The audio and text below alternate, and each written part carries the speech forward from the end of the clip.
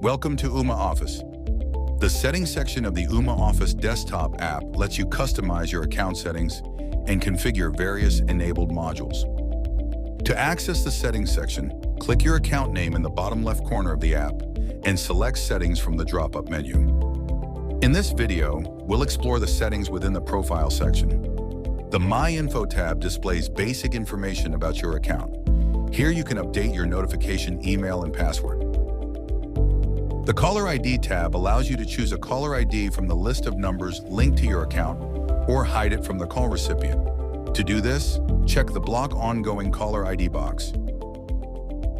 The Connected Devices tab shows a list of connected devices, including those using the Ooma Office desktop app, mobile app, or browsers through which you access the system. You can add a new device directly from here, and it will ring alongside the other connected devices.